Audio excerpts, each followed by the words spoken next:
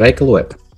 Šodien apskatīsim situāciju, kad Latvijā reģistrētam nodokļu maksātājam, PVN maksātājam, nepieciešams izrakstīt rēķinu, piemērojot preces vai pakalpojuma saņēmēja valsts nodokļu likmi. Tad IOSS režīms vai attiecīgi OSS režīms.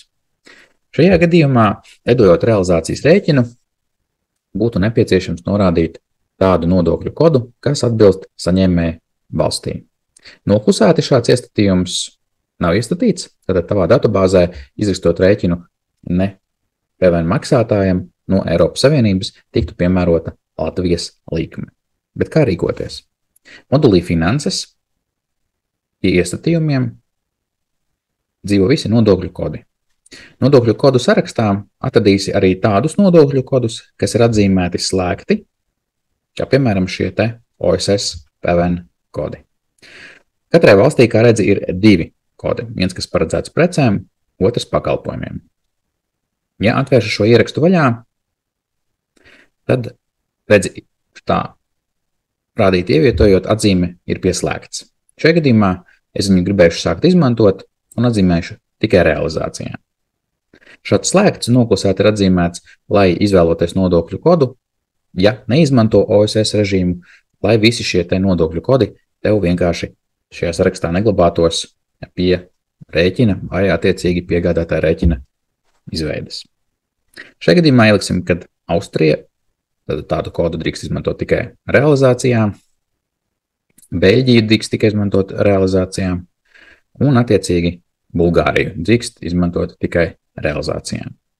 Tad attiecīgi, ja pastāv iespējamība, ka tev ir nepieciešami visi kodi, jā, visi kodi jāatzīmē ar bumbulīti tikai realizācijā.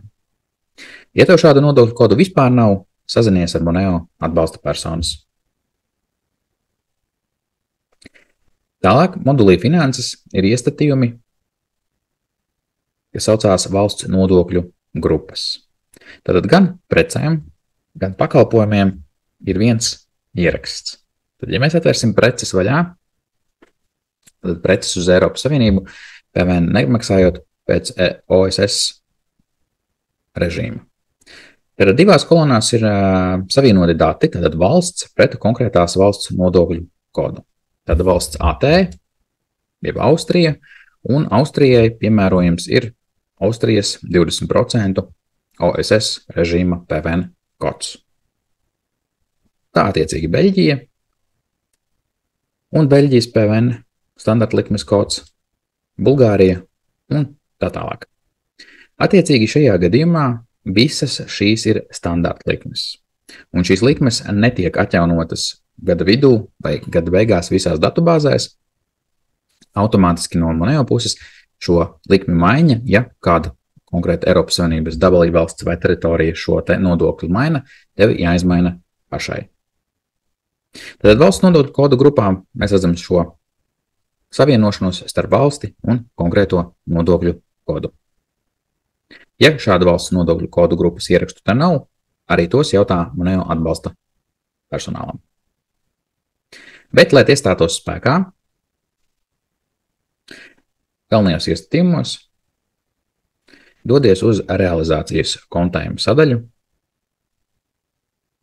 un nodokļu kodu grupā, kas noklusēti nosaka to, kādi nodokļu kodi piemērojami PVN maksātājiem un nemaksātājiem vietējiem Eiropas Savienības vai ārpus Eiropas Savienības pārstāvjiem, tev ir papildus iespēja pievienot PVN nemaksātājiem sadalījumu pa valstīm, kur attiecīgi mums ir iespēja izvēlēties kādu no iepriekš redzētajiem režīmiem.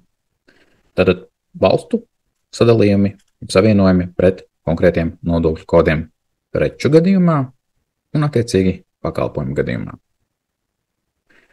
Izvēlēsimies, ka tās ir preces.